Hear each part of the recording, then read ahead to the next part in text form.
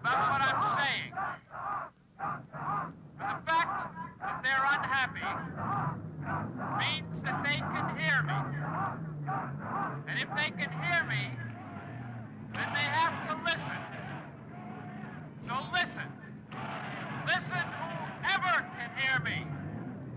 Listen, America.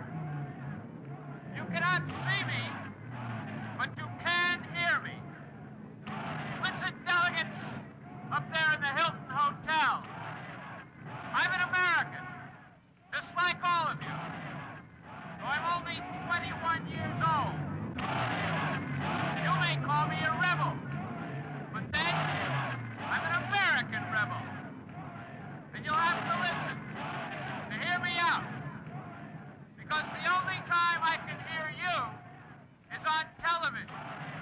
And then I can't talk back.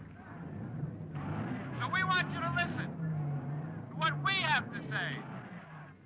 Because we're speaking not only to you, but for you. We're here in the street. The people are in the street. Because you delegates have put soldiers and cops and barbed wire between us and yourselves, between us and the convention hall, where you are making decisions for us, but without us. Listen, you soldiers and cops who stand between us and those who are supposed to represent us, who protect our government from its own people. Listen, because maybe you don't know that they are also protecting our government from you. So they've turned you against yourselves. Listen, you people down here, sitting under the trees on the grass, some may be smoking it. This is our real convention, right here. Because we can't walk across that front line over there and talk to our representatives. So listen, delegates, I declare myself my own delegate, like all of us down here. Maybe you can prevent us from getting across the street to you, but you cannot stop our voices from getting across the lines of your cops and soldiers. So listen, so you will know that even if we won't give you our votes, we shall, God damn it, give you our voices.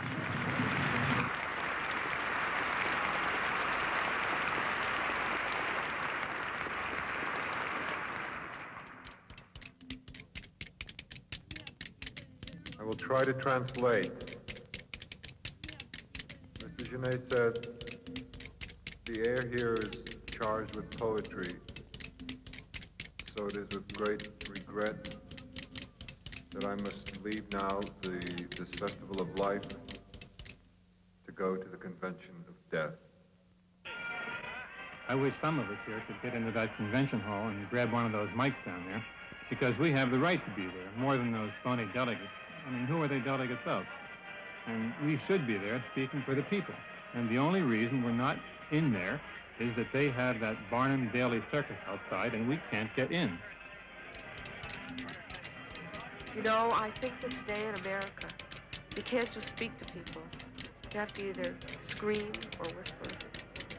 The whole trouble is this is a one-party government and a two-party system.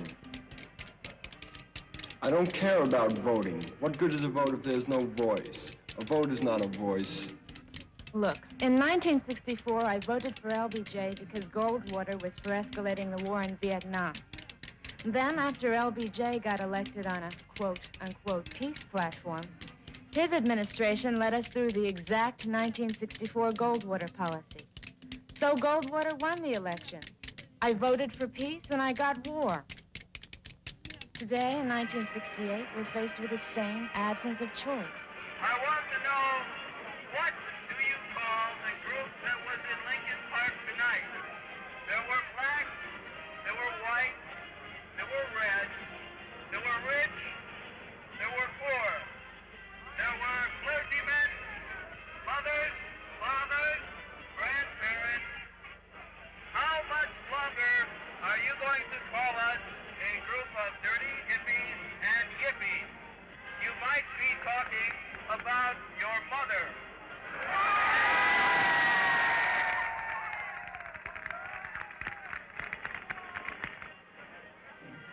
Look, what's the big thing about voting anyway? I don't think it's going to make a damn bit of difference. You want to know the truth. You know, you can change a screw in a boat, but it still winds up being the same old damn machine. Alpha 10, November Yankee, Delta 5, Charlie India 33, 2, Echo Alpha 2, Delta Papa 004, Bravo 0 Hotel, priority immediate, condition blue, code Bravo Kilo 7, call signal, Zulu Alpha 10, November Yankee, Delta 5, Charlie India 33, 2, Echo Alpha 2, Delta Papa 004, Bravo 0 Hotel, priority immediate, condition blue, code Bravo Kilo 7, call signal, Zulu Alpha 10, November Yankee, Delta 5, Charlie India 33, 2, Echo Alpha 2, Delta Papa 004, Bravo 0 Hotel, priority immediate, condition blue, code Bravo Kilo 7. You don't say anything. I don't know if you can. I don't know if you think anything. But if you do something about it. Don't just stand there staring at me. I mean, I'm one of them. And I'm not one of them. I'm one of you. I mean, just stand there, man. Do something. Wave your hand. Blink your eyes. Say something, huh? And are you going to think, why am I here? What am I doing here, standing here in this line, keeping these people here? Standing there with our guns, standing there in the line, and they were talking to us. And none of us could answer. We just had to stand there, guarding, protecting the country. What country? Against the people that we were with. I joined the National Guard because I didn't want to fight. I didn't want to fight the war in Vietnam. And I'm standing here with a rifle in Saigon, Illinois. I know voting is rather discredited now, but we have no alternative but to go outside the system and to change it, hopefully for all time. Yeah, the McCarthy kids, the clean jeans joined us, but too late. How can you trust them if they were stupid enough to think all this time they could take over the system by elections and all that kind of stuff?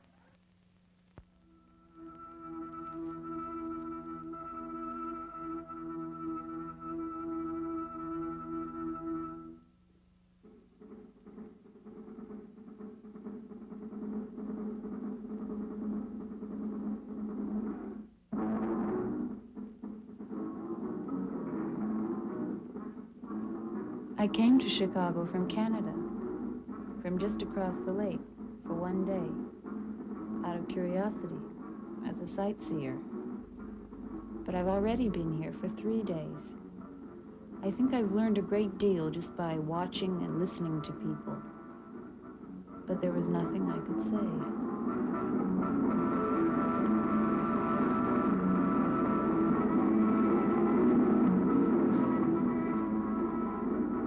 In Chicago, we had no strategy or tactics. That's what fooled them cats, because they kept looking around for organized plans and leaders. But we didn't have any, except on TV.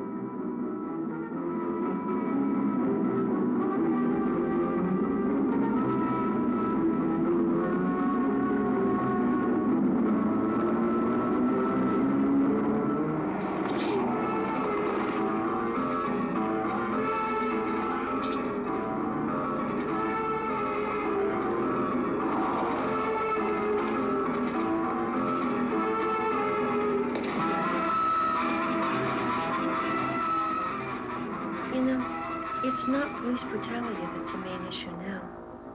It's a brutalization of the people. I found myself wishing I had a billy club in my hand.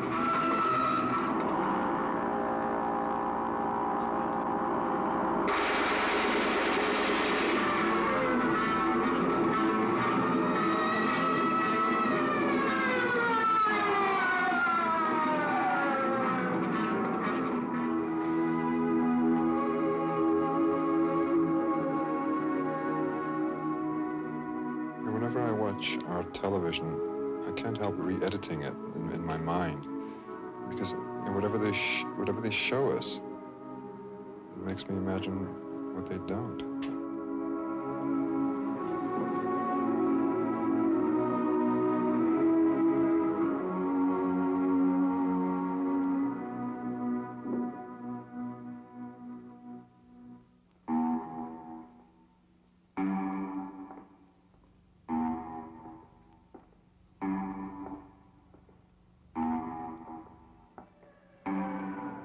I can get high on tear gas grenades.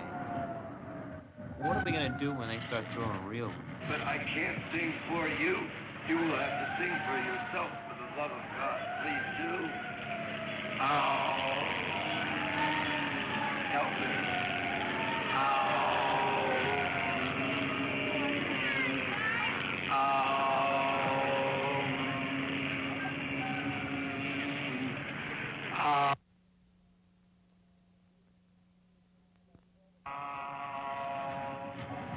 About 12 o'clock, the police fired metal tear gas containers into the crowd of people where the nuns and priests were sitting. The wooden cross was down in front of the, just between the police and the crowd. And God knows what happened to that. Then we hold these truths to be self-evident that all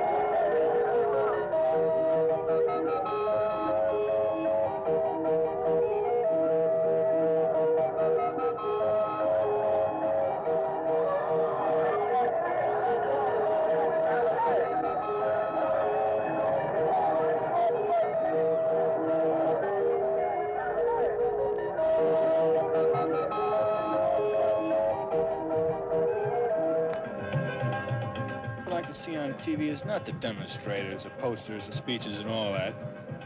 I always wonder about the underside. You know, what's behind the posters? What the people who carry them really think. They never really show that.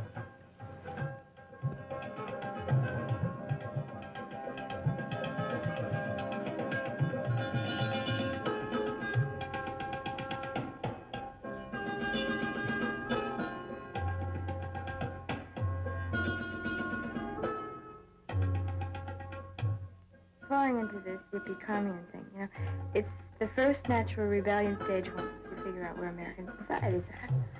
And so, like, here I am, sitting naked here in this room, right? And grooving with all this body paint stuff. It's a gas. It's just that our rebellion should be more than skin deep, like that paint. But dig it, all these people, okay, me too. We're just trying to take a shortcut to happiness, you know. Play the old American establishment game. Only we use drugs, dig? And we're deceiving not only ourselves, but, oh hell, I know it sounds corny, but some law of nature or morality. Okay, the saints and the Hindus, they know that, like, to attain a state of levitation or freedom, you've got to pay for it. You've got to earn it or deserve it. You've got to deprive yourself. You have to use self-sacrifice, self-renunciation. So we're not really Zen people, we're zero people. What really bugs me is that our protest is only a kind of freak-out rejection of everything we consider irrelevant or old. And it's not a projection of something new. It's an escape, just like all the others. But our escape is into self-destruction. We renounce and denounce society, but we really are, no really, I think we all are much more caught up in it than we want to admit.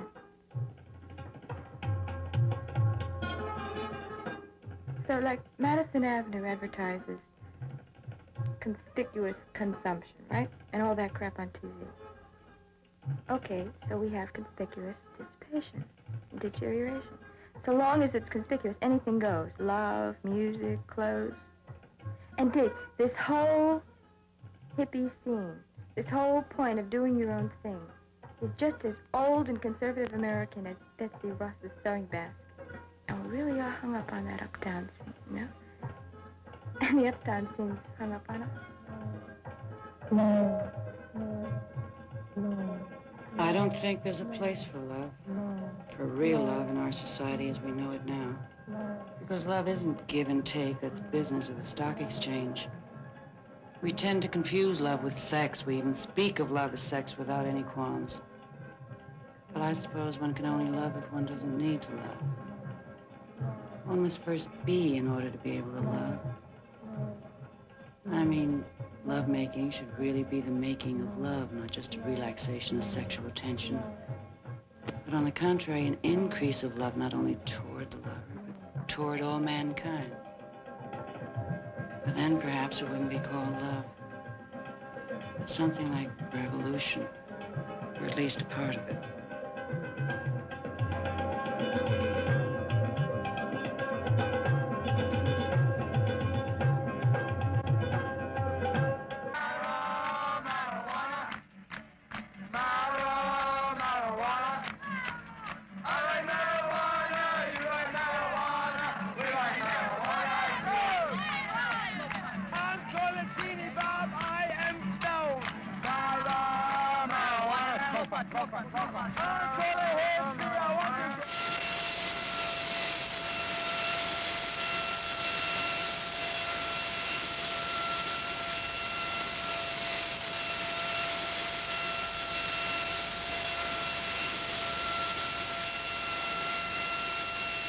Sir, mister, could you tell me what your name is, please?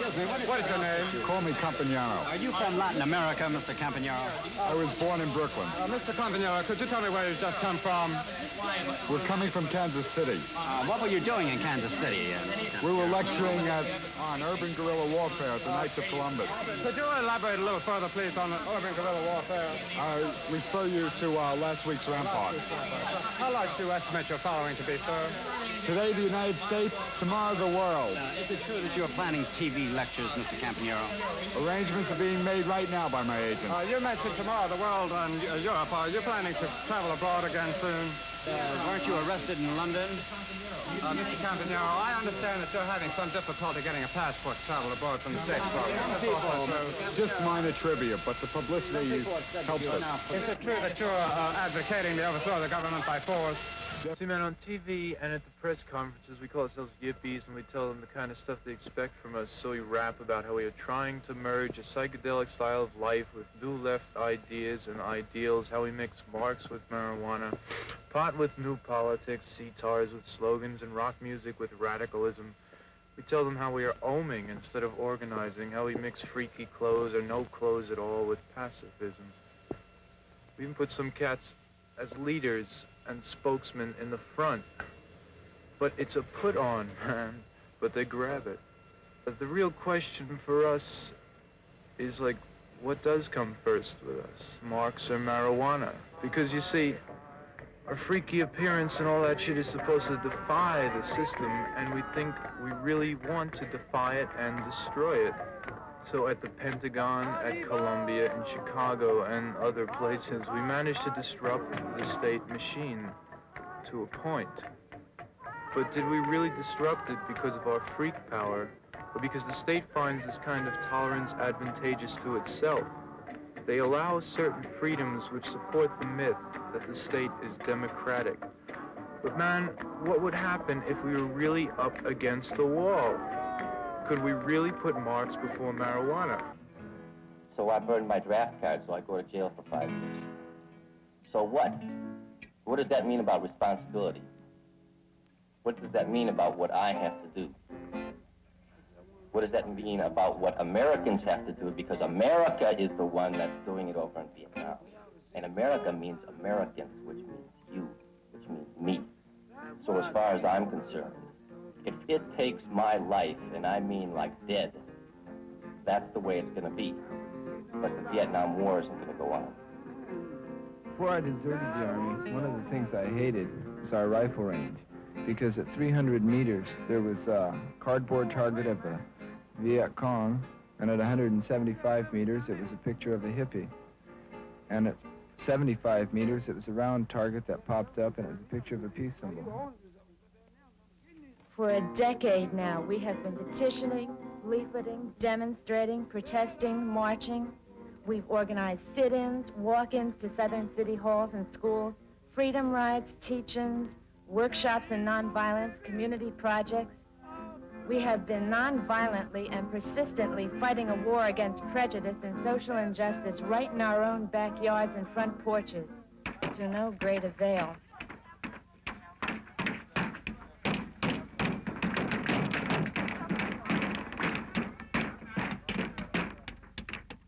Brother Malcolm X understood. The white man fooled you again. He had you go down to Washington, D.C.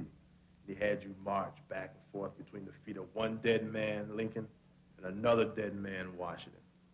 You know, I'd seen violence before on TV, but I never really realized what it was until I felt its force in my guts.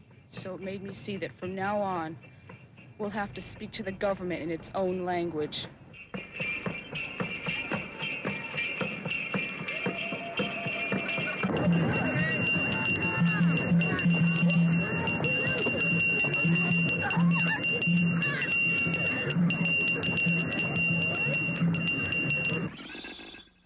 What we have been learning is that the machine of war is oiled by the blood of soldiers, of men conscripted and then wounded and killed to keep the war machine going. Not the machine, but the machinery of peace will never be able to clog the machine of war. The people of peace will never be able to clog the machine of war unless they are prepared to enter the fray with an equal seriousness. It has been all too easy to be a liberal in this country or to be a dissenter, but it has never been easy to be serious about one's opposition.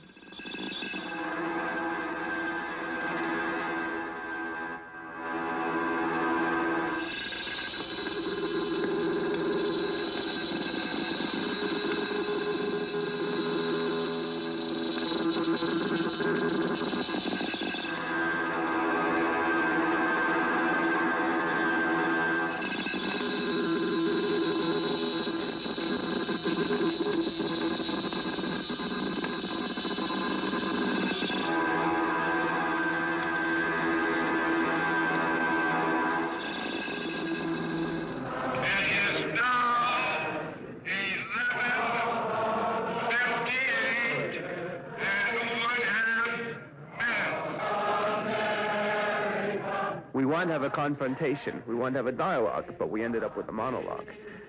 And the real question is, if we could have had a dialogue, what would we have said?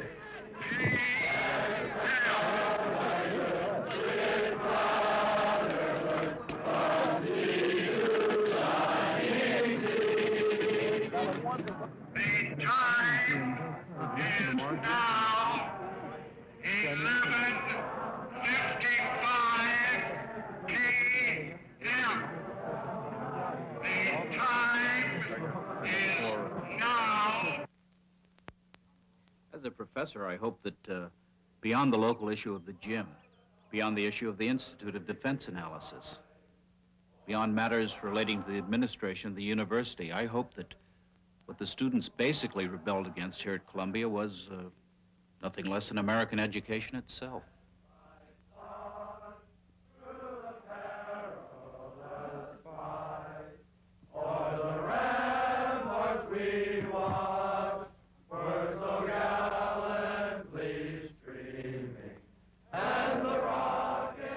tell me that as a professor, I have no right to be here. But it is precisely in my function as a professor that I am here. For the function of professors is to haunt the established reality with its true alternatives, through the context of the historical dimension, to use reason subversively from all the slogans that go on all these protest posters here are derived. The American academic establishment is given to analytical reason, semantic analysis, logical positivism, which it considers supreme, whereas only a dialectic conception of reason can propel radical change, for it opposes that which is to that which is not and ought to be. Such a conception, however, is always subversive, for it constantly challenges and goes against the status quo. Yet as a professor and a man, I am dedicated to the pursuit of truth, and in that sense, I cannot help but be subversive. Therefore, I must be engaged as professor and perform as revolutionary because I am a professor. The same goes for the function of a university. We think of ourselves, I think, as a fifth column. We are within the ranks of the greatest imperialist power in the world. I mean, it's very easy for all of us to laugh at the failures of the new American left. I mean, we know they're short-sighted, parochial, and trivial. But what really matters, at least to me, in a very human, in a very personal way, is that all during those marches and the sit-ins and the other naive actions, I surprisingly discovered some new feelings. I became almost surprised at my capacity to be surprised, at a sense of solidarity, of brotherhood, of commitment. We spoke a new kind of non-political language, which we all seem to have learned for us the first time in the history of this country. And it seems to me that what really matters in the final count, when all is said and done, is that these new feelings and these new existential languages provide a moral and an emotional basis. It's a kind of personal foretaste and vision of what a new society can and should be. Yet we need a prophet for this vision. We need somebody to make it intelligible. It's real, this vision. It's undeniable. It's real and it's personal. But we really don't understand it yet. We really don't have a leader that can articulate it yet, that can tell us that the American Revolution is as much against the penthouse as it is against the Pentagon.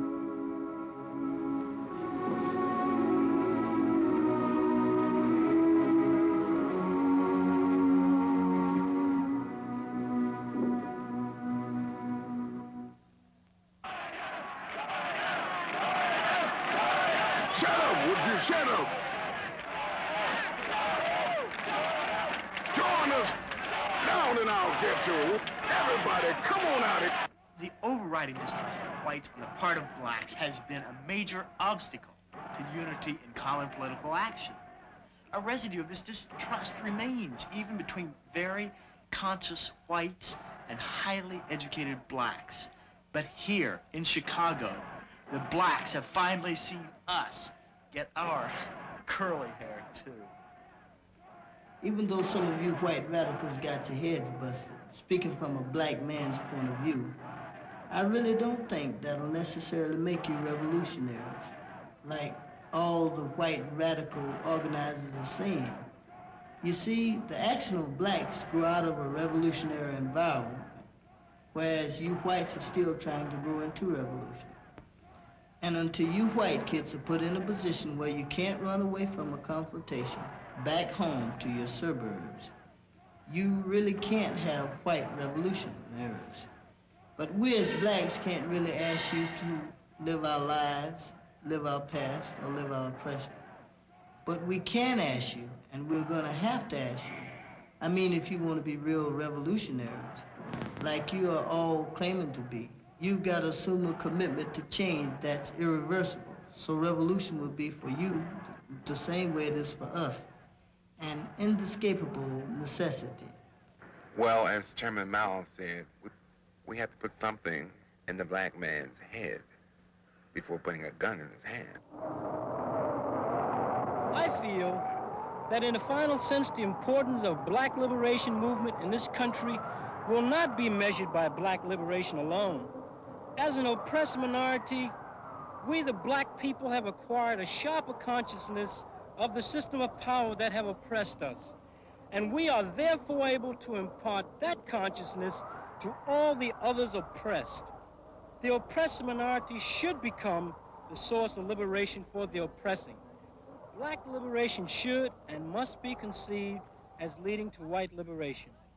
There cannot be equality or brotherhood between black and white men in America, as James Baldwin and other liberal blacks propose, unless and until there is first a brotherhood among men bound together in a common action to change this society that has divided us.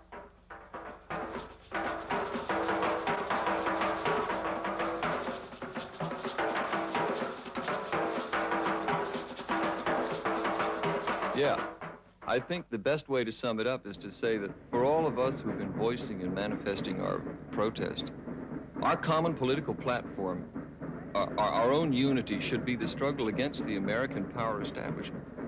Because our common human rebellion is against nothing less than the American way of life itself. See, the trouble is, though, that this common unity is also our common weakness. The main contradiction here is that since we're part and parcel of that very way of life that we're rebelling against, well, are we ready to reject not only the American system of power outside of us, but also, perhaps even in the first place, the American way of life inside of us that we were brought up with? Sure, it's obvious, but who are we going to make revolution with in this country? Last night, I watched a leftist demonstration on TV, and I asked myself, if we were to start any serious action here, could I take this one or that one? Would you? Would you take this one? That one? This one? Or that one? This one? That one? This one? That one? This one? That one? This one? I gotta watch out for myself first. Ideas are good in theory, but people are people. Everybody for himself is the law of the land. I'm only human. What do you want from me? What's it to me? That's your problem, baby, not mine. Everyone is entitled to their own opinion. I just work here, mister. I'm only human. What do you want from me? If you don't like it here, go back to where you came from. Don't get emotional about the whole thing. Oh, what are you going to do? Amen. The funny thing about our military-industrial complex is that despite the powers that it has come to represent, it has failed in its most daring ambitions. It has failed to police and rule the world. Followed to its logical conclusion, the military imperial trend in America can lead only to destruction. That's the ironic, perhaps inherent culmination of the American way of life.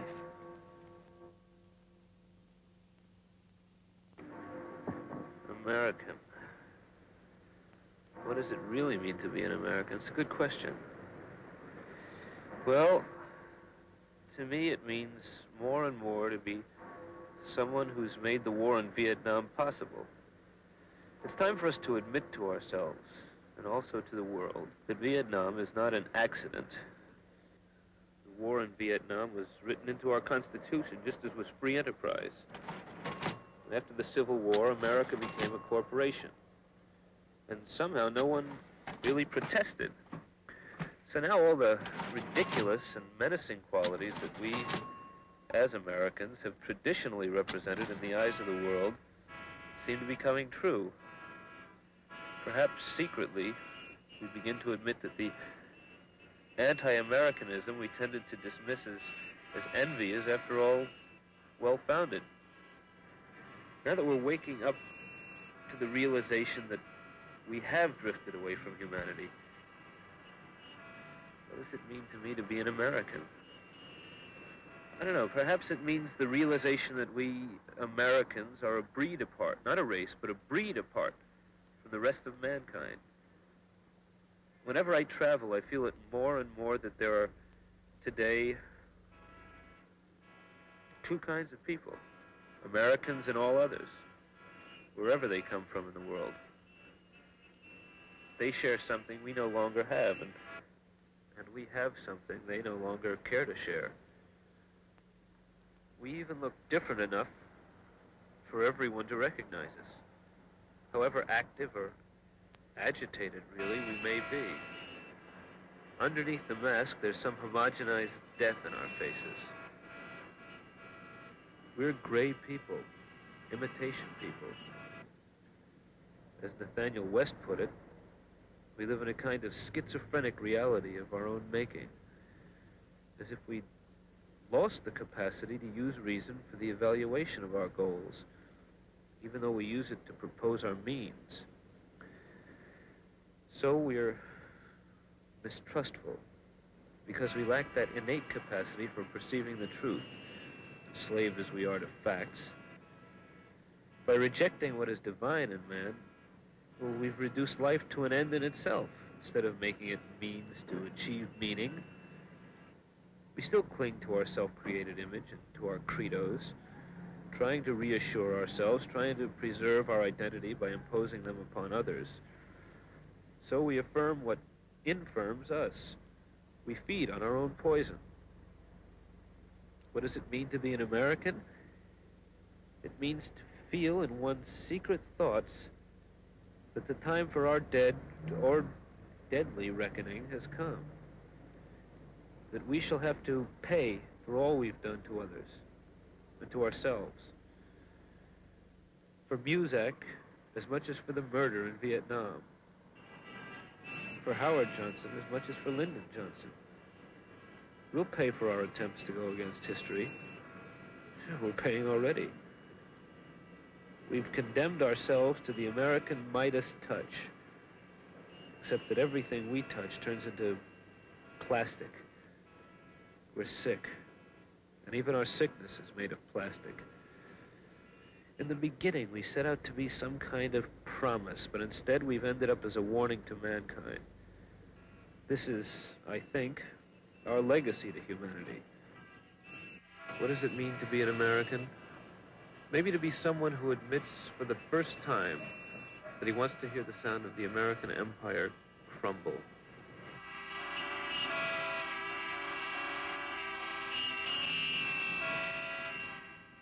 Let me tell you a Buddhist poem.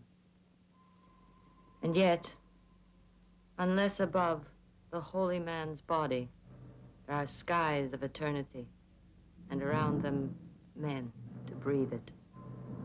The perfume of sacrifice will turn into the soot of suicide.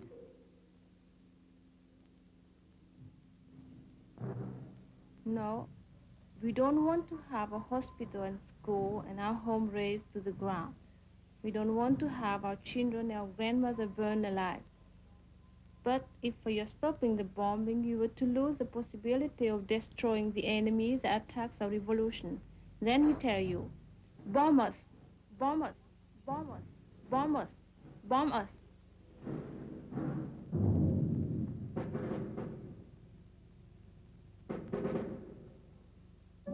All right, now, the television and the press will have us believe this is just a passing crisis, between certain disaffected segments of American people and the particular government in power.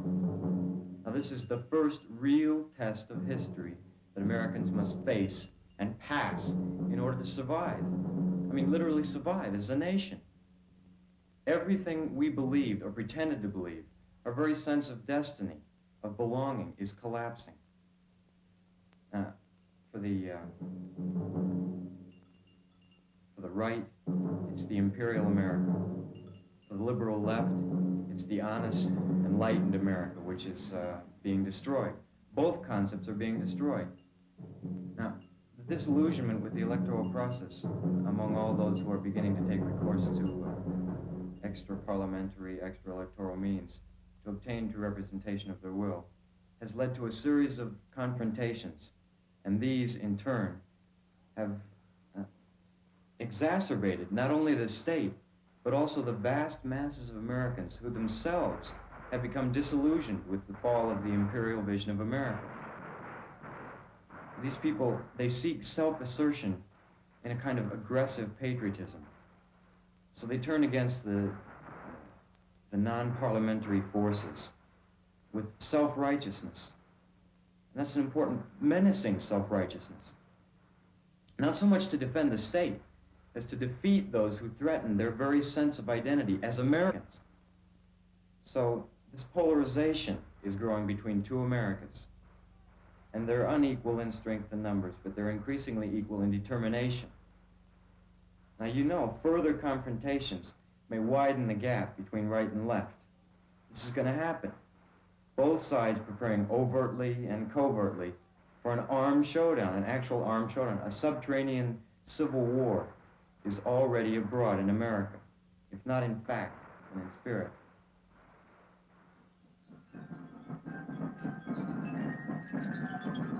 It came to the point that I'd rather shoot Charlie than eat.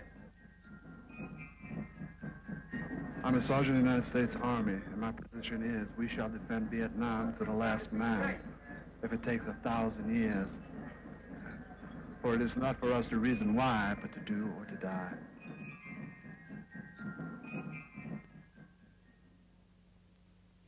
Why am I for Wallace? I think this country is ready for a dictatorship. Yeah, it needs a strong man, a strong hand to hold it together. There's just too many unwashed undesirables around. All these peaceniks and yippies and communist students, you know, wise guy niggers and the spics and the foreigners and what have you. And they're all allowed to burn our flag and shoot their mouths and shoot their guns at us, and with the government's permission, too. And why? I just think there's too many crypto-commies in the government and on television everywhere. We've been waiting too long.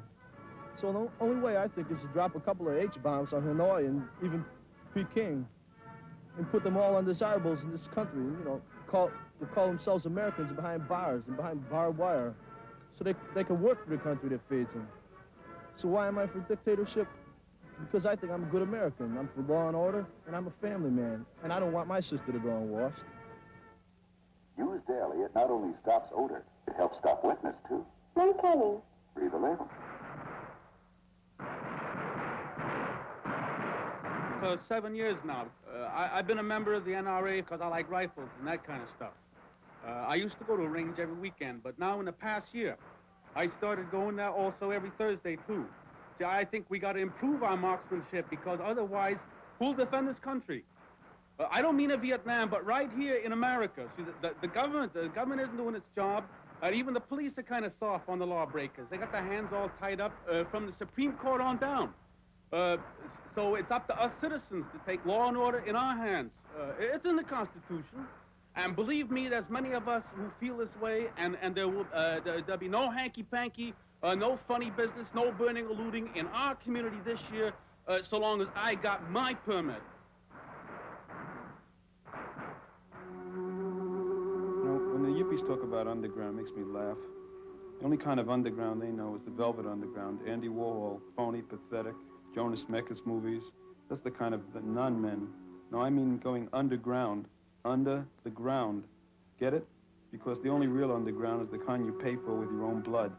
That's the underground of men. Calling all reserve units under code Alpha 1015. Mobile units. Getting a gun permit? You know, getting a gun permit is easy. Anybody can get a gun permit. Anybody? Well, anybody who's somebody with the police can. Tango Papa 5. All state militia code Sierra 007. All district. You know, it seems the police, by their effective control of the issuance of gun permits, are really creating their own private militia. Code 9867 Delta 86876. Coastal Forces Special Code Tango 1. We know that they're watching us, but they can never know that we're watching them. India Alpha 110001. Calling minimum security compound code Papa Delta Charlie condition blue. I repeat, condition blue, stand by. Nationwide Frequency Coordination Center. Begin unit confirmation. Transmission, frequency check. And code reference Papa 881320. Units begin transmission. National Frequency Communications Center. Calling. All units. Frequency checks. In code. Order. San Francisco code, Hilltop, condition blue. Frequency reading clear. 505. All subunits A-OK.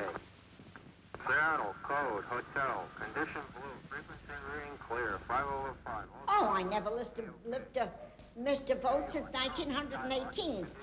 The first vote the women got. But I don't know.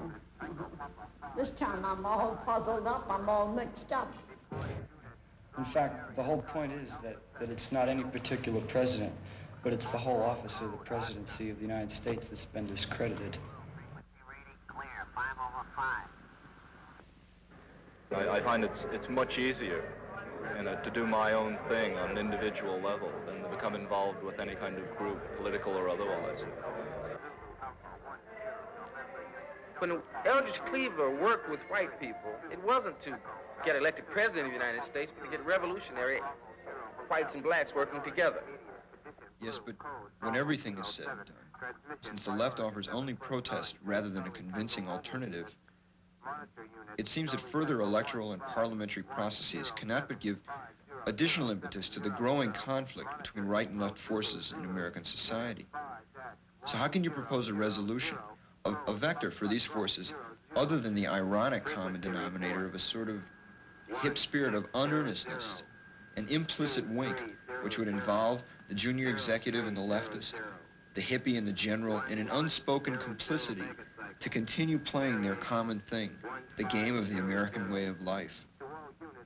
So I think that our only hope is in our determination not to pursue happiness, but to pursue such conflicts as I think will determine America's future.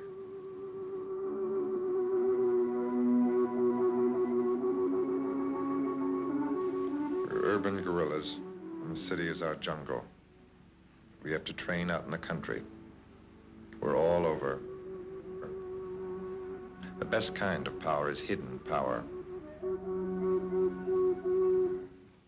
All over the American left, you meet guys identifying with the movie Battle of Algiers, reading Mao Zedong and admiring Che Guevara.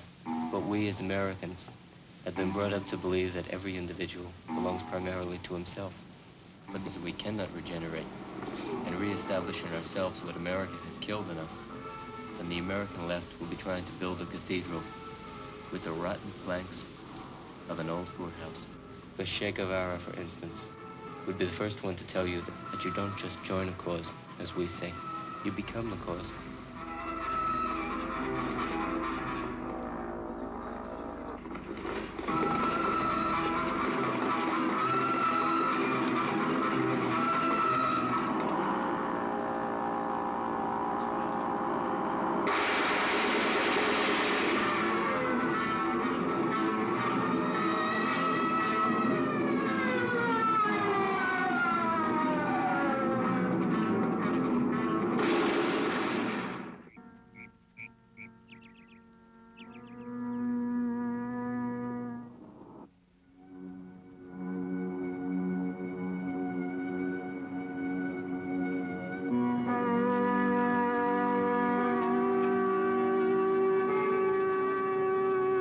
If they can hear me, then they have to listen. So listen. Listen, whoever can hear me. Listen, America. You cannot see me,